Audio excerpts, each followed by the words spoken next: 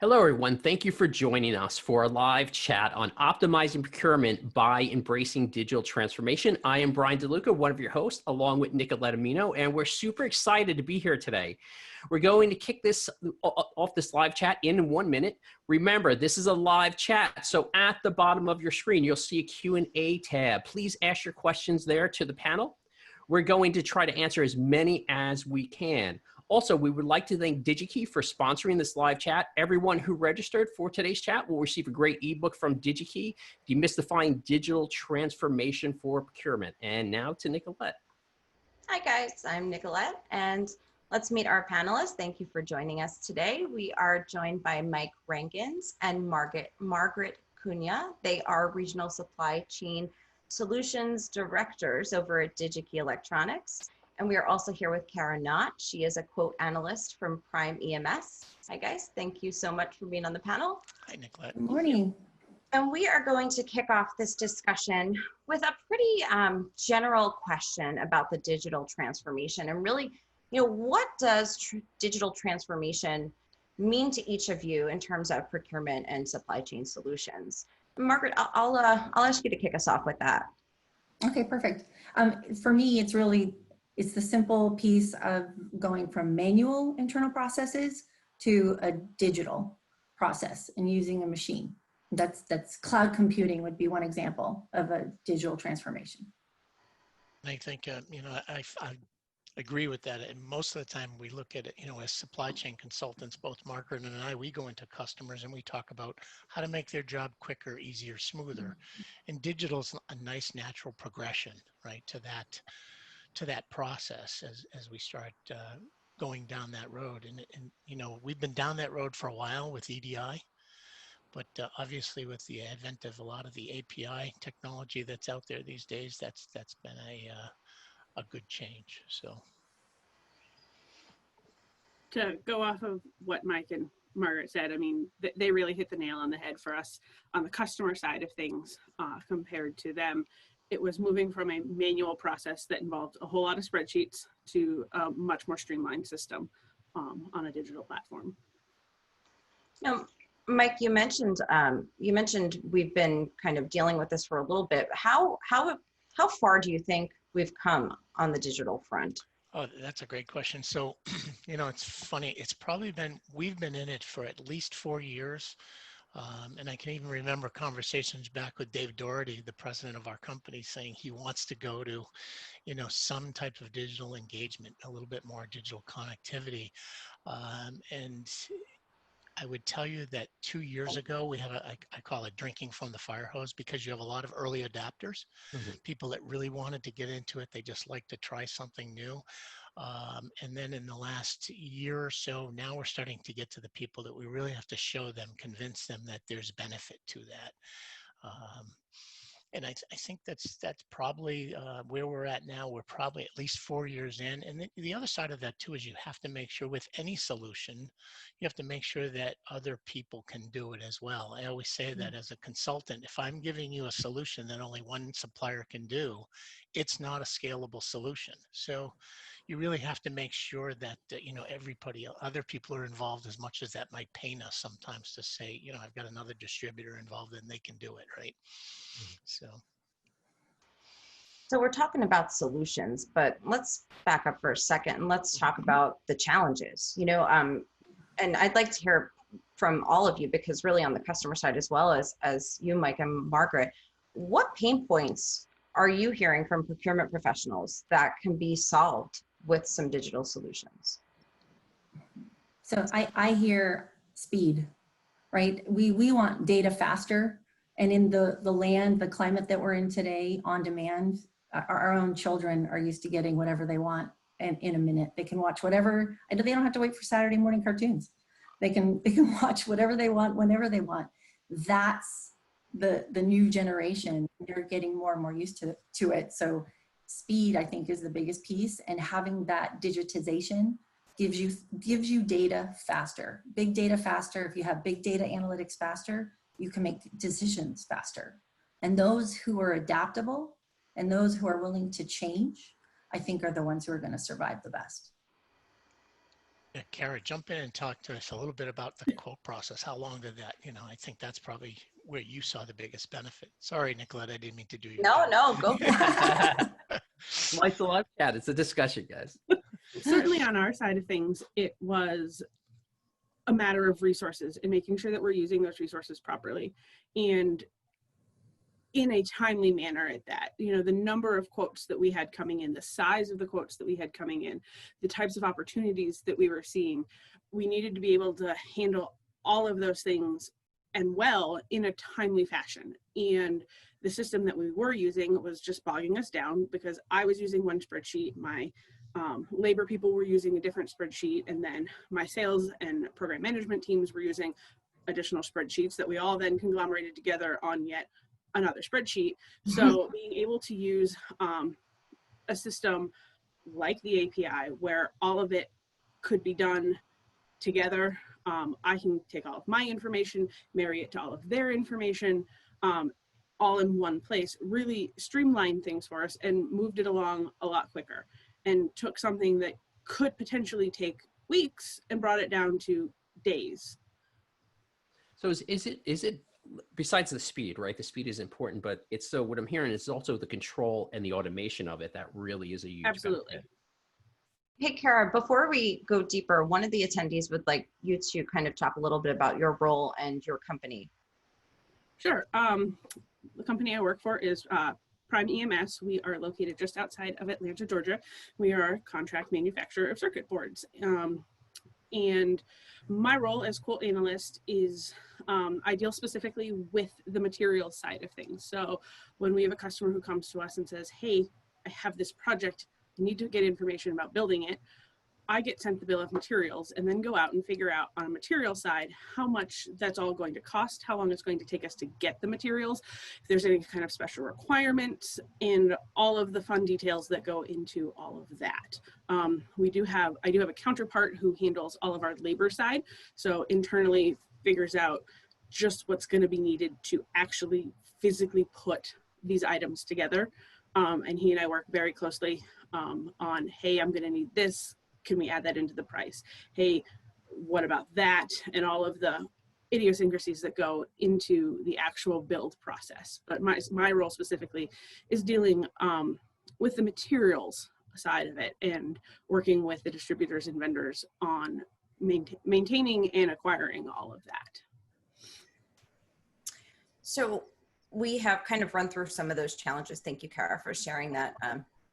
And we've talked about some of those challenges, and I'm sure there are plenty, but I know you mentioned API. However, I'm sure there are a plethora of solutions out there, digital tool sets available to solve some of these challenges.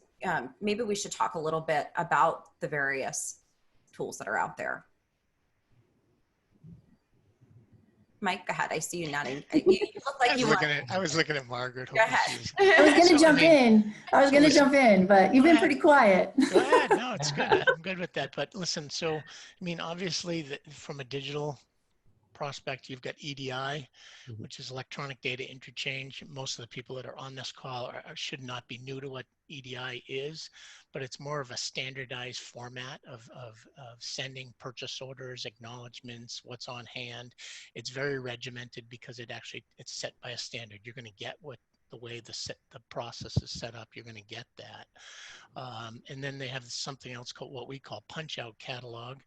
Punch-out catalog is more of a business-to-business automation tool that it's basically it's run mostly by third parties, but most of it's almost like having the catalog on your desktop. And when you look at the catalog for, say, Digi-Key, you're picking the parts you want, you're putting the parts in the shopping cart, and then when you're all done, it's really, and I always get this wrong on the punch-out side, but it's punching out, but actually punching out into your system. So if you're on SAP, it goes through your requisition process in order to get approved, and then it sends it right out, sends out that purchase order. So it really does, it's used by a lot of universities and a lot of people for NPI, new product introduction. So a lot of engineering companies like to use that because they can go look up a part, right? You know, they can go find a part on our website, run it, and then run it through their SAP or Oracle process. Because that's the biggest challenge, right? Running it through people's ERPs and how they're going to, you know, how do they keep that so it's not separate from, I call it the beast being the company's ERP system that they have to run with. So those are the two others. And then obviously API is more of the more new or kind of in vogue thing. And API has been around a long time, but we're just really starting to use it in today's kind of supply chain or business world. And you get a lot more with that because there's a lot more variables. So you can jump in, Margaret, and add to that. Yeah, I think that's, you know, I think the APIs, the EDIs have been around. And just to date myself, I set up my first EDI 30 years ago. I know. I didn't want to say that for me. So they have, I mean, they've been around forever, and a lot of folks are continuing with it just because of that. They understand it, right? They understand the protocols, you know exactly what you're going to get. So a lot of folks will continue to use an EDI just because it's simple and can set it up pretty quickly. The APIs, as Mike mentioned, they too have been around, but from a programming standpoint, it's got a lot more flexibility because you can write the code to whatever you want. So as an example, my previous company, I too was a customer of Digi-Key, and we were building our products overseas in China. So my engineering team built out test equipment. So we actually had APIs linking into the test equipment at our contract manufacturer in China, and we managed the manufacturing line via the test data from California via APIs. So the flexibility is huge. Brian, you have a question? Yeah, so how important is it then for the procurement people to work with their programming department, right? Because a lot of times you need programming to implement the APIs or whatever those pieces are. How important is that for them? Critical. And I know Kara's got a great story, but I think that's one of the messages that we're always telling our customers when Mike and I are in front of, you know, the procurement folks. I'm always highlighting to them the job that you need to decipher is what do you need? Where are your critical gaps and what processes do you need improved? And then pull in your IT or your software programmers because they're the ones that are actually going to do the heavy lifting. I cannot manage zeros and ones. That is not my skill set. But you know, that's where you need to pull in your tech team for sure. Yeah, and that's one of the other challenges, right? Is when you talk to a tier 3 contract manufacturer and you're talking about purchasing, and I always say, you know, the purchasers don't want to take their hands off the steering wheel. They want to keep going. You know, it's just, I've been doing it this way for 30 years. I'm going to keep doing it this way. So how do you get them to change? A lot of those contract manufacturers don't have IT people on site that can do it.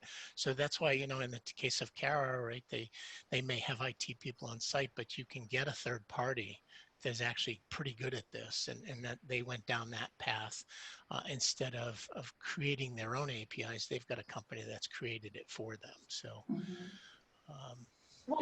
we do have, I cannot speak highly enough of our IT department here.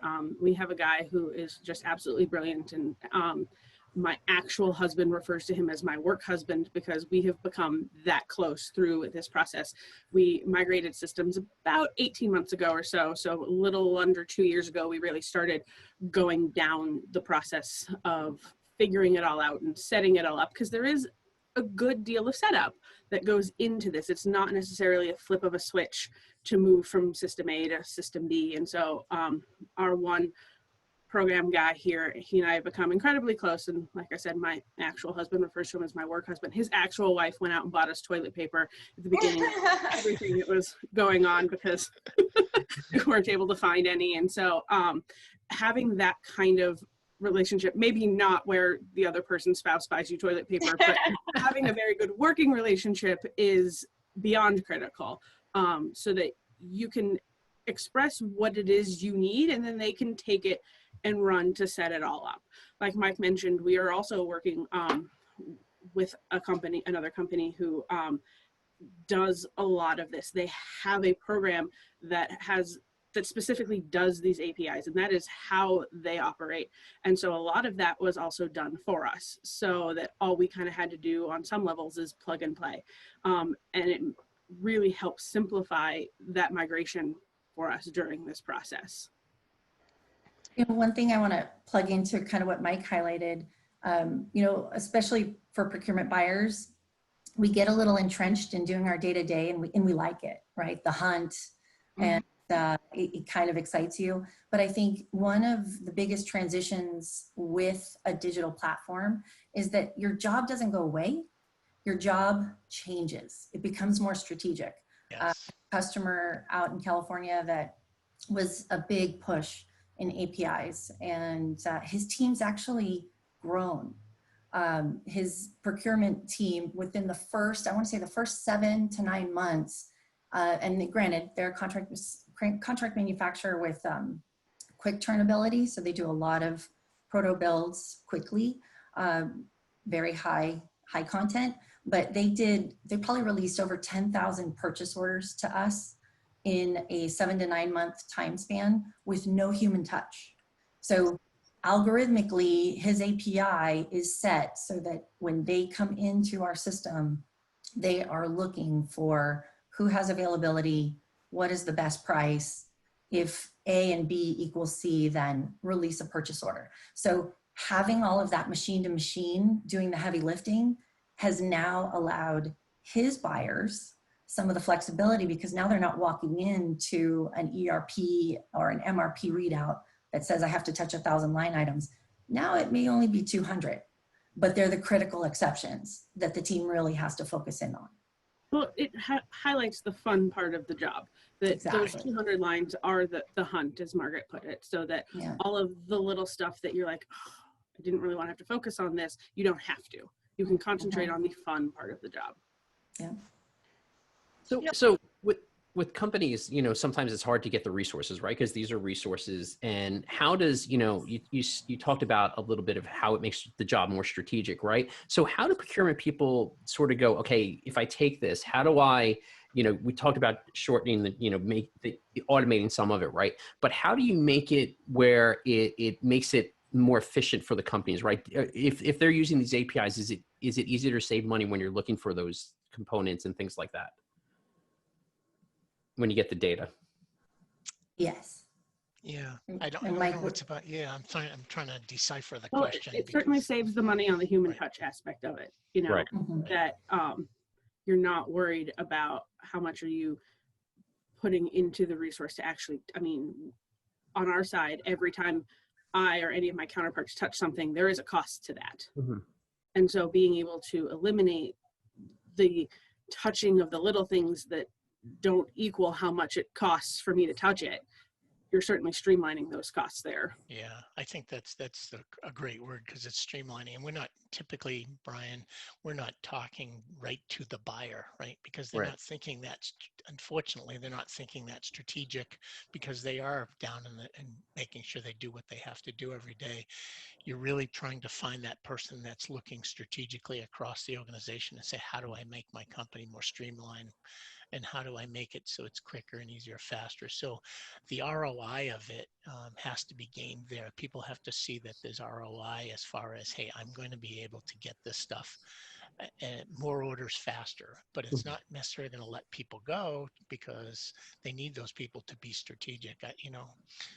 As an old purchasing materials professional way back in the day, I wanted my buyers to understand the market. I wanted them to understand what's going on in the industry.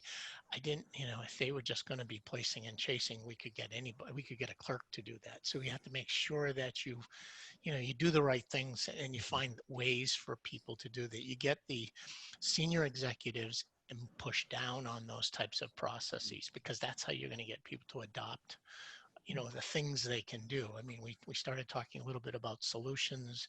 Margaret mentioned her customer, but I have one customer that's using a portal now, and as much as I don't like portals because it costs more to serve as a distributor for that.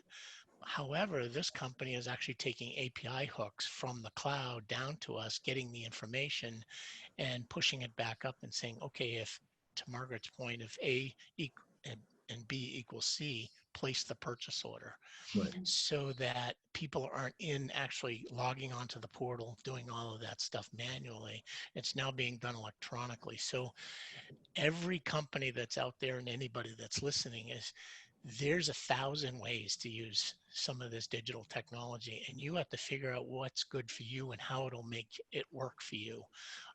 And we can certainly help with that and talk about it and kind of brainstorm with those people, but finding what works for them and what their pain points are, that's usually the biggest challenge. And, I always say, geez, you talk about, there is I'm sorry, I can't tell you, there's an EDI function for getting our inventory levels and things. But we can send that inventory at a moment's notice, at a second's notice, right? And so if people are doing advanced planning, think about that. And so you start thinking about where it starts to hit across the whole supply chain for a company, and what is their pain point? Where do they want to see more information, right? That's what I was going to ask you, Mike. How do you, when someone doesn't know what to do, they're confronted with some options. How do you kind of, how do you help them decide what's best for them? And I think you touched on a little bit of that. Yeah, I know it's hard to believe that I actually listen because I talk a lot, but you listen, and then listen some more. And then you think about it and come up with ways we can help them, right? And that's the whole job. I mean, Margaret, though, what's Mike, that? what is your advice for the clients, though, if they're trying to decide? What would you recommend they do and think about? So a lot of times it's just going back, and I would talk to them about the solutions, ways to fix it, ways to help them, and then talk to them, because some people can connect direct. So for us and a lot of other distributors, you can connect directly with them, but you have to have the IT resources to do that. And then, or you can grab a third party or somebody else that actually can help you with that. I think most of the time for us, it's just framing out what are they trying to do, and then thinking about how we would give them the information back. And Margaret, you agree, or? Oh, 100%. Yeah. In some cases, Nicolette, there's some small mom and pop companies that are still using spreadsheets. Yeah. Digital really for them is just looking maybe at an ERP system or some sort of software program that would kind of help them manage their inventory. And you got to walk before you run. Kind of, it's a layering system for sure. I mean, you got to start small and then build, but you want it to be scalable for sure. So it sounds like they need to consider what they're currently using, what types of resources they have, what they're trying to solve, and there are a few considerations they need to work on their end too before deciding. It's funny that you mentioned that. So we talk a lot about, we do discovery. We're talking to customers' pain points, things like that. And that's how we get into something like what Kara got into, right? Is their pain point is, and I always say this, is contract manufacturers barely have enough time to build the product, let alone quote it, right? So they have to literally get that quote out. People want it in 24 hours. And that's not always easy. You get some pretty crazy stuff when you're building something new. So, for them, their biggest pain point could be just their quoting process. And that's how we've kind of migrated into this, is we've gone to the easy one first. I call it easy, but and just talked about quoting. Get people used to what an API can do for them, or what digital connectivity can do for them using the quoting process. Then what's next, right? How do I get into the purchase order placement process and some of the other things? How do I get into advanced planning? So. Kara, how did you know it was time to make a change? The big catalyst for us was just the increase in opportunities that we were seeing. In 2018, we did right around 700 quotes. So that was 700 potential opportunities that came our way. Well, in 2019, we processed a little over 900. And so we kept seeing an increase of quotes, and we're getting to the point where myself and my counterparts, we were all bogged down simply because there was not enough hours in the day, not just even the work day, even just the literal day, for us to process all of these. And we were looking at, are we going to have to add a resource or resources for that matter, based on the amount of growth that we were seeing, and what was going to be the best way to handle this. And do right by the company in the process. You know, you don't want to waste the resources that you have, whether it's financial, physical, people, whatever it is. So we were looking for a way to improve our process so that we could handle all of those opportunities, plus whatever else continued to go our way. And because we knew that if we've been seeing this growth on growth year after year, and that we wanted to continue on that trend. I mean, that's the right way to be going, is up. So we wanted to be able to continue to handle that as we went. So that was really the major catalyst. So we started looking for, is there a better way to do this? Is there a faster way to do this?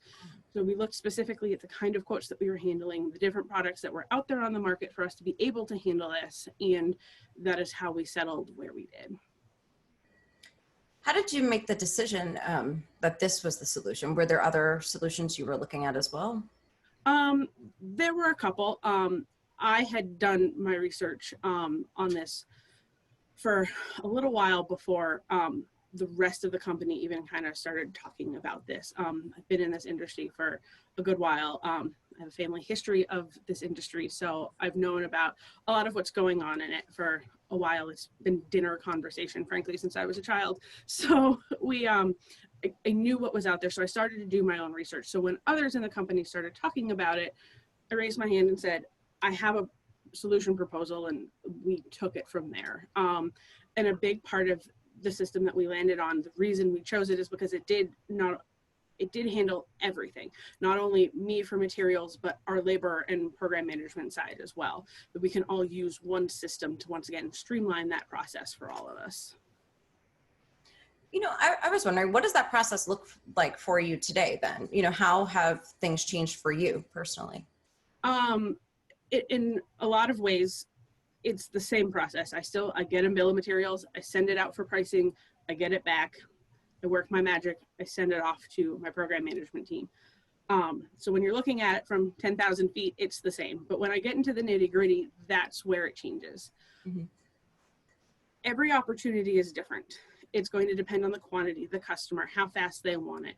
Are they looking, you know, just, hey, what's on the shelves out there? Because I need this and I need it now. Or I've got all the time in the world, I just don't necessarily have the budget. So let's be real lean about this when it comes to pricing.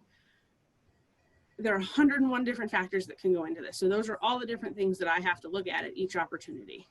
One of the great things about the API is I can handle all of those and in a much faster time, because if it's someone who's just like, hey, just tell me what's on the shelf because I need it here and I need it here tomorrow, then I can, with one click of a button, find out what's out there on the shelf from all of the vendors that we use and send it back to my PMs going, here you go, here's what's on the shelf and here's what it's going to cost you to have it here tomorrow.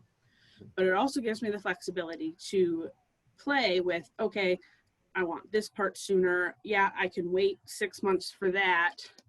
Any of the custom parts that we have to handle, because in our world of contract manufacturing, it's not all off the shelf kind of parts. There are custom parts that customers design, or boxes and gadgets that these boards then go into. So I have to send it to those vendors for pricing.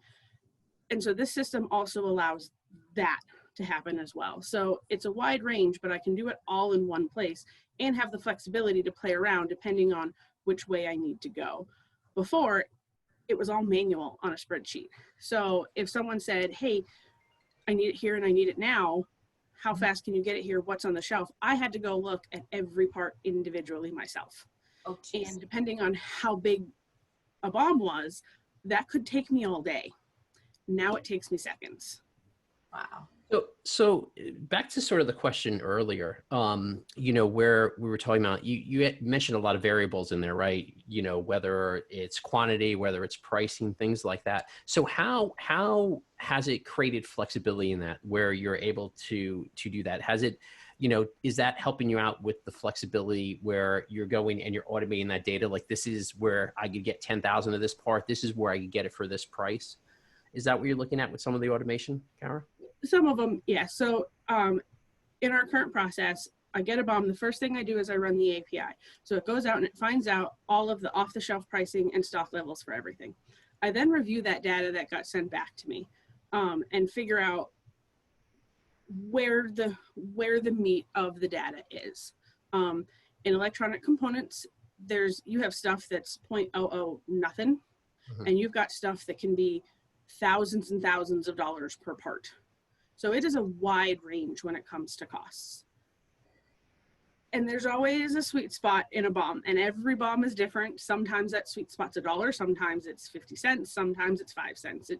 It can range just depending on what the customer's called out on that list of parts. So after I get the download from the API, which, like I said, can take seconds, maybe a minute at most, I can figure that out and figure out where that sweet spot is and figure out based off of the quantity, how long the customer wants to wait, what their requirements are. Do I actually want to send this to the vendors for a little more massaging, I guess I'll call it. And that's where, like Margaret mentioned earlier, the hunt comes in, the fun part of the job, the negotiating, the what can you do for me here? Hey, can we work this out? How can we win this business for both you and I? And only concentrate on that meat of the BOM, because you have the capacitors, resistors, and the little nothings that are used multiple times per BOM that are 0.001, and who cares? I mean, someone cares. It all adds up. Don't get me wrong. But compared to a component, I was working with a vendor just yesterday on a component that it was off the shelf. It was $92. The vendor that I was working with was able to initially get us down to $66 a part. I'm talking per part here. The customer's looking at building 250 of these units. One part on it off the shelf is $92. Initially, they came back and were offered 66, and the customer goes, well, can you get cheaper? So I had the fun, because it really was fun for me, to sit there and go back and forth going, how low can we get this? Can you do this? Can you hit this target? And spend that time on that part where the dollars actually are so that we can win this business versus worrying about my vendors putting in 0.001, 0.002, 0.001, and spending all of that wasted time on those components. So Kara, one of the questions that had come up here is about automated process and how does it compare to talking to a rep? I think you actually answered it there, right? Is you're not spending time with the less than penny parts. They add up, but you get to have the fun when you're actually able to find the nuggets, all right? And I always say that right. You're able to go out and find those parts that you can go push and see if you can get a better price. Because at the end of the day, price makes the world go round. We all get that, but that's the difference. The automated process gives you all of the information on the minutia, but you can then go chase around the good stuff. To your point, the fun. So. Fun. And I do still talk to all of my sales reps regularly, whether it's email or a phone call or whatever. Their jobs have absolutely not been replaced. I've just helped in, at least for us as a customer, taken out some of the more dull stuff of their day, right, exactly. So that they can concentrate on the fun at least when it comes to me. I can't speak for every other customer, but I still talk to each one of them plenty. So it's not like any of them are losing out on the joy of speaking to me. Perfect. Mike, you're a great host. You don't need me at all. I thought of that after I did it. I thought, oh my God, I jumped you again. You're awesome. Harry, you're in high demand. There's a few questions from the audience, but you're in high demand. So there was a question from the audience. Could you describe your ideal future vision for EMS's supply chain? From the perspective of EMS and Digi-Key. Well, that's a loaded question. I think ideally it looks a lot like what we've been talking about, and every contract manufacturer is going to be different simply because of how they're set up and what their needs are and what their customer needs are. So speaking for us and our company, what I would like to see, continuing on with the system that we're using, utilizing it more. One of the great things about the software system that we are using is, I'm going to use the word customizable, but I know that if those guys watch it, they're going to cringe with me using that word. And I'm so sorry, but for me in layman's terms, it's the one that fits best, that it is highly customizable to our needs and what works for Prime, so that I can take this system, go, this is what works for Prime, and set it up how I need it to work. But continuing to work with them on the different things that, hey, could we make the system do this? Could we make the system do that? So that we can not only better our process, but better their product.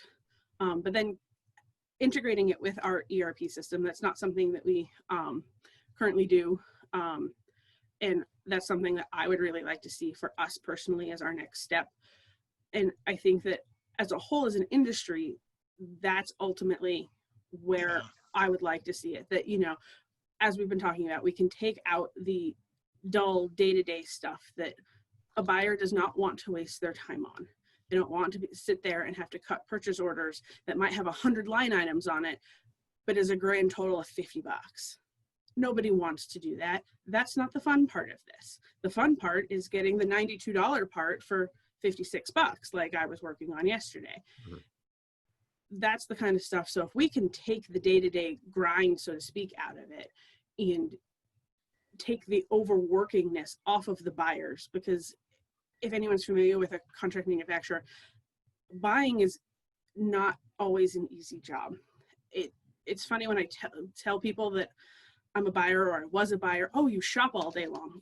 Yeah, I'm not looking at shoes and clothes and stuff. Like, I'm looking at resistors and semiconductors and goos and glues. It's only really sexy if you work in this industry. Like, so it's. Yeah, I mean, ERP, you touched on it, Kara, the ERP integration. I think that's. So taking all of that out and focusing on the fun stuff so that you're not concentrating on the unfun stuff that, you know, the buyer's job is crazy because everybody needs something and they need it now, whether it's production or program management, a customer. So if you have more time to focus on that, as well as putting out fires and helping other people's needs, I think that's the big focus going forward.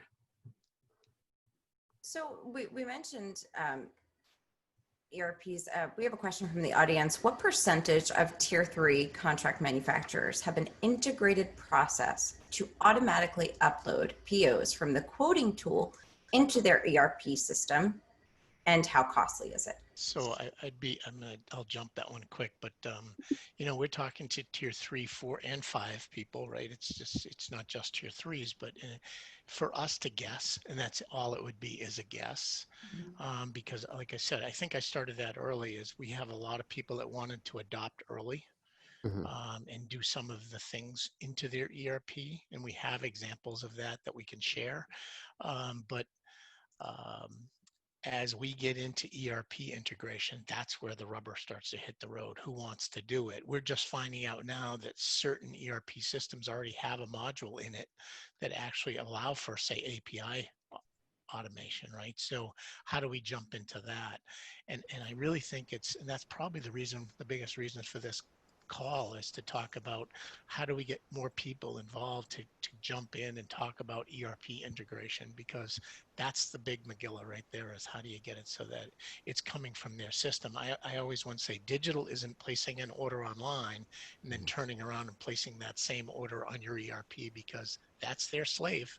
They can't do anything unless they enter it on their system too. So long as you have that, is duplicity is the right word? As long as you have that duplication of effort, then it's not going to work. So you do have to, you know, do we have 100? I can't even tell you if we have 100. All I know is all the people that I've worked with to integrate it in. So what's the percentage? It's hard for me to come up with a number. We just have, you know, we have so many customers. It's not one of those I could come up with a percentage. I'd actually, Nicolette, I think the percentage is relatively small. I think so too. In those tier groups, I think if you are really looking at a digital transformation plan, a lot of the tier 1s have invested a lot of time, money, effort, budget. They're definitely focused on it. And it's becoming a buzzword for sure. Everyone knows they need to invest and understand it, whether or not it's a priority. Or if they have the resources, that's where it gets tricky. And I agree with Mike. I think in the customer base where we're kind of focused on right now, I think it's hit or miss. Yeah, and I think the other thing on that is how progressive, right? How progressive is the owner of that tier 3, right? So you'll find, the one example I always give is I have a person here in New Hampshire. They're not the largest contract manufacturer. They're clearly a tier 4 contract manufacturer here in New Hampshire, and they're integrating it into their ERP system. So when they hover their mouse over their requirement on their ERP, it actually activates the API and it tells them what we have in inventory and what their price will be from us. And they double click that again and it goes on the purchase order. That's pretty cool stuff. But you don't expect it out of somebody that's out of just a small contract manufacturer here in New Hampshire. But it's all dependent on the people that run the company and how progressive they want to be. We're certainly here to help. I think we can talk about some of the ways to help them. But at the end of the day, they have to at least have the want to have the need and feel like there is a need.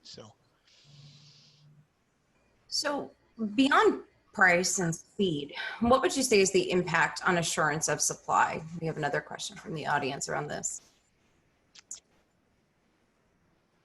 Well, actually, I think it's huge for assurance of supply because your data is going to be sent back to you, and then you're going to make a decision faster than your competition, right? So we saw that quite a bit. I mean, think of today. We're all working from home. Mm-hmm. There are full. Not all of us. Okay, sorry, Kara.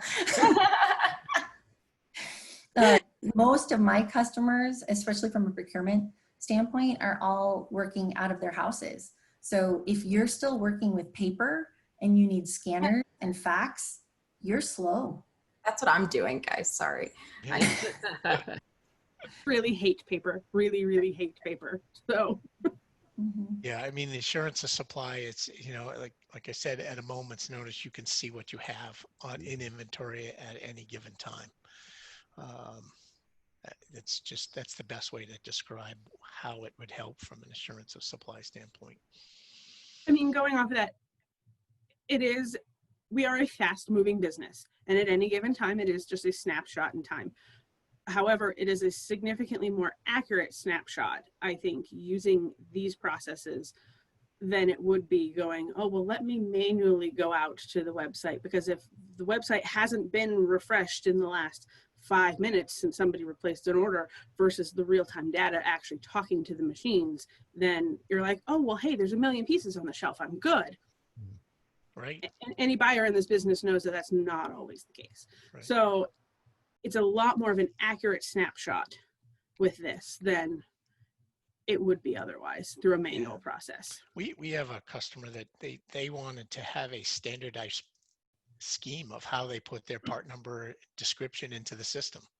Well, we're better to get that is from distribution, right? Because we all have pretty much the same scheme.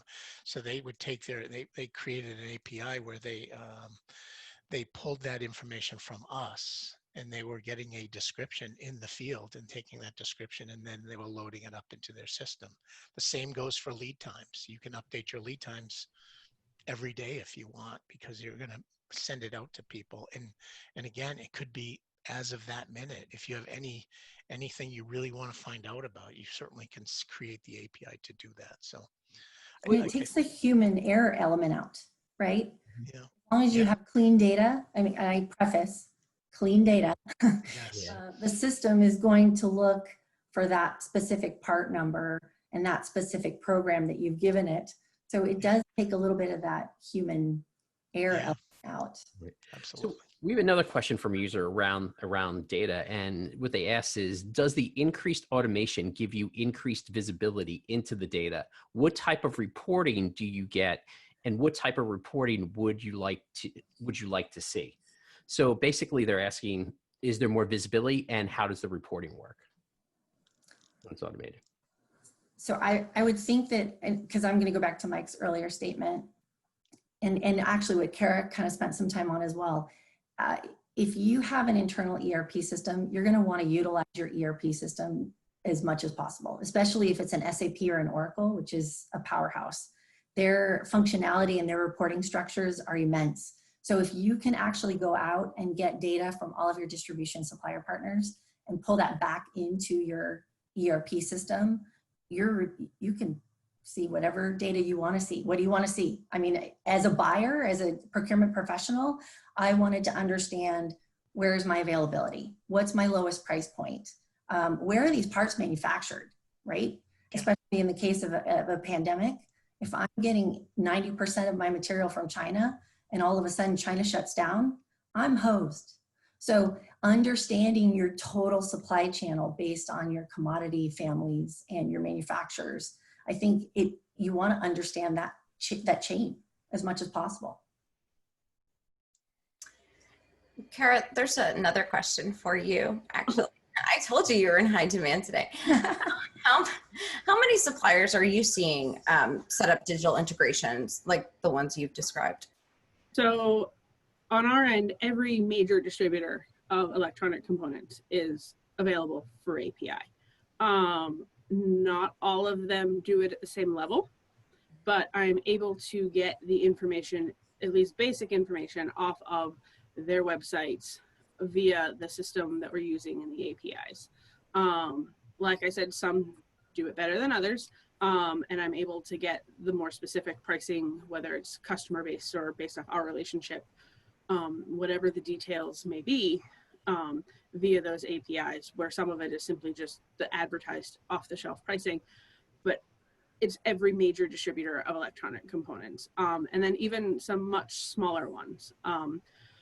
But also through this system, I'm able to send out what's called the bid sheet to anybody that I have set up as a supplier in their system. So those folks then get an email and are prompted to create a login. They get to see the bid sheet that I have sent out, asking them for the pricing, lead time, and whatever additional information. So everyone is my short answer. But even my custom suppliers, because I'm able to send them the drawings and such through the system that we're using to then be able to provide us a quote. You know, around this topic, I think it is super important to talk about security. So I would like to get to that, but before I do, we have one more question about the tool, actually the API tool. So when Digi-Key provides a quote through an API tool, do you include quantities on the order and the doc date, as well as the quantity OH and LT? Help me out, guys. So On hand and lead time, I would yeah, guess. on hand and There lead you time. go. So yeah, we provide the quantity on. We can provide the quantity on hand if you if that's something you request. But we can. But when we give lead time, but we're not putting in if we've got a part on order and what the delivery date is.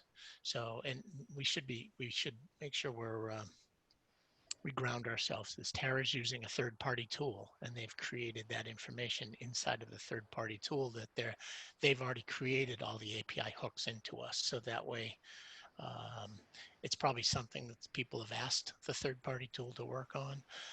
But if somebody is direct, even if they were direct, they couldn't get that the information that I just said. That we don't typically show what we have on order and what our delivery date is on that yet. So, but we will tell you what the on hand is, and we will tell you what the lead time is. So there's certain things that we say that we can give, right? And what would you say is the biggest obstacle for an EMS to adopt an API? Programming. Yeah. Yeah. Well, biggest is kind of a, that's where I'm struggling with this question, because it's going to be different for every contract manufacturer or EMS supplier. I think there's certainly going to be you have to have a willingness to make this transformation, to make this migration, because there is a learning curve to it. And there is always going to be but we've always done it this way, because people are used to the systems they know. So you're going to have that learning curve. You're going to have to figure it out. No system is perfect. So there's still going to be bumps along the road. And so that, I think, is a large hurdle, especially depending on where your workforce falls in the demographics. If you have people who are not quite as comfortable with technology versus people who are exceedingly comfortable with technology, and figuring out all of that, because there is a large technology side to this. So you have to be willing to embrace that, but also the resources. It takes time to do this. We started setting it up maybe not quite 6 months before we went live with our system. And so that took a lot of work from myself, my counterpart who handles the labor, and our IT department to work on getting this set up while still doing all of our other job. You know, there wasn't somebody else out there quoting materials while I was working on getting this set up and where we wanted it and learning how to use it and then turning around and teaching others how to use it. So you have to be willing to put in that time to do that. There is also always a financial aspect to it. So any kind of system change or migration, any new resource that you bring in, there's going to be money associated with it. You can't speak necessarily to what those specific costs would be. It's, once again, it's going to be different for everybody, but you have to be willing to make that financial investment as well. So it's going to be different for anybody, but I think those are probably the three biggest ones. The willingness to adapt, the time to do it, and then the financial aspect of it. Cost. Hey, Kara, I have a question. You know, it's interesting because you mentioned your software husband, work husband. My work husband, yes. So you definitely have a software resource internally, and yet you still decided to go third party. How did your team or your company come up with that make-buy decision? So our software resource in-house, he has a dual role because he's just one of our IT guys, and he does a lot of managing of the equipment and stuff for our production floor and the custom softwares and stuff that we need for our machines, our printers, and all of that kind of stuff. So his role was not, and still is not, necessarily to specifically only handle this kind of integration. Absolutely, if you need a report run out of our ERP system, he's your man. Same thing with getting all of my stuff set up now. So we didn't have someone who's going to be full-time dedicated to maintaining this. So that was also where a large part of our deciding to go with a third party was. The system was built. It was ready to be used. It took all of our specific information because, like I said, it handles both labors and materials. So we had to set up our labor side of things. We had to set up all of the EPIs with our specific prime information to get those running. But a lot of the core framework was already set up and done for us. And then they also have the built-in technical support. So inevitably, when I go and break it, which I did, there's somebody there to fix it for me. So, and willing to put up with the fact that I went, hi guys, I'm sorry, I broke it. So. So then, Kara, understanding the investment that you had to make to switch your process to API-based, how long was it before you saw a return on your investment? And here's another deep question for you. What's the magnitude of that ROI? For the Digi-Key folks, how about in other EMS companies? I would say for me, I felt it instantly because it made my process that much easier. Although that is not a quantifiable answer in any way, that I just felt better about it. I'd say we probably saw a return though within the first 30 to 60 days because right away we got hit with a very large quote package from one of our largest customers. And there is absolutely no way that we could have been able to turn those quotes around and handle all of them with just myself, with some help from my boss, because that quote package was that large. We got hit with 35 quotes from one customer and they needed them all within like a week and a half. That's too much work for one person no matter what. So, but there's absolutely no way we could have done that even just with the two of us without this system. That would have taken us weeks. Oh, yeah. So A quick story on that one too, Kara, just is 5 times over a 2-year period, right? We talked to your boss and other people inside of Prime about using a third-party tool, and 30 days after, this is just backing up exactly what you said, we went in there and we got a commercial. We literally got a commercial on how great this tool was and why he's so glad he did this, and all this. And I was like, whew, it just kind of validates that, you know, what we're out there talking about is it will help you. It will help from at least from that aspect of the business. So I didn't mean to talk over you, but that's No, a great it's example exactly it. That I'd say within the first 30 to 60 days, we saw a return on that. On a larger scale, I mean, I think we see it regularly every day in some way, shape, or form. Right. So I hope that answers the question that So. When we saw it. I am sure that my big bosses could provide actual numbers behind all of that, but just anecdotally, I'd say between the first 30 and 60 days, we saw a major ROI on it. From the Digi-Key side, I would tell you that anytime somebody pushes into even like quoting API, if you will, if we're sticking just to talk to that solution, is it's an instantaneous effect for us. It helps us, obviously, because it helps the customer. They're able to get their pricing quicker, faster. It should be their pricing. And Kara uses it actually probably to the T, right? She's taking the information in, she's getting all the information fast based on her prices, and then she picks off the ones she wants to actually go talk to somebody about. So to me, that's the perfect way to use it, because people do tend to spend a lot of time. You know, I've had conversations with people over things where, you know, they're beating us up, and then you look and it's $15. You know, it's like, really, you're killing me, dude. So you just have to figure out when, you know, where do you want to put your resources and